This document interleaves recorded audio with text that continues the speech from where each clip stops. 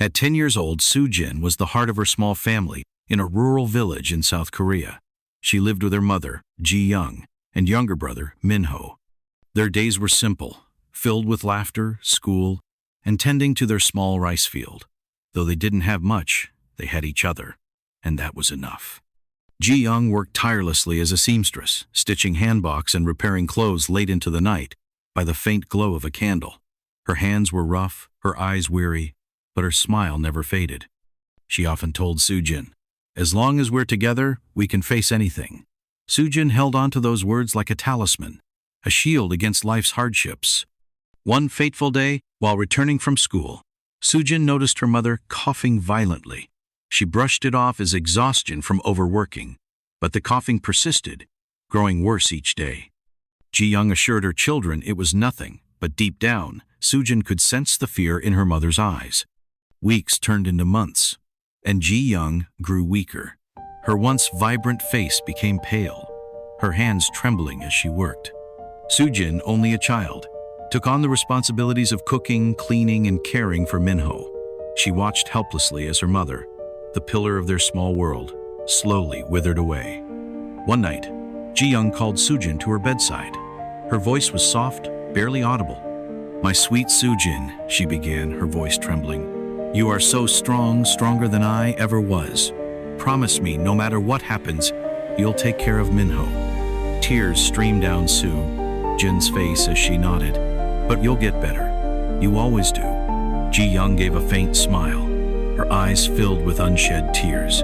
"Sometimes, we don't get to choose how long we stay, but love, my love for you and Min-ho, will never leave." That was the last night Soo-jin spoke to her mother. Ji-young passed away quietly in her sleep.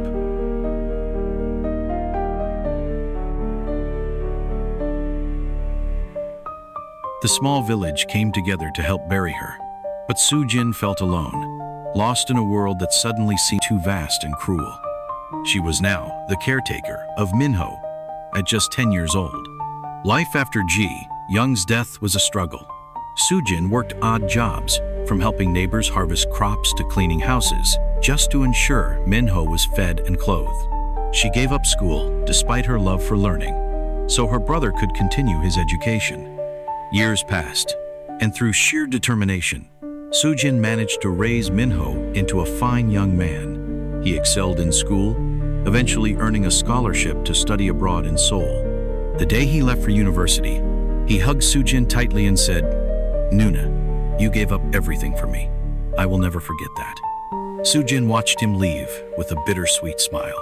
She had fulfilled her promise to her mother, but her own dreams had long been buried under the weight of responsibility. Many years later, Min-ho returned, now a successful doctor. He found Soo-jin still living in the small village, her hands calloused from years of hard work, her face lined with age but glowing with pride. One evening, as they sat together under the stars, Min-ho held her hand and said, "You are my hero, Nuna. Everything I am, everything I've achieved, is because of you." For the first time in years, Soo-jin allowed herself to cry not out of sadness, but out of the overwhelming love she felt. Her sacrifices had not been in vain. Though life had been cruel, Soo-jin's strength and selflessness became the foundation for a brighter future, proving that love and resilience can triumph over even the harshest of realities.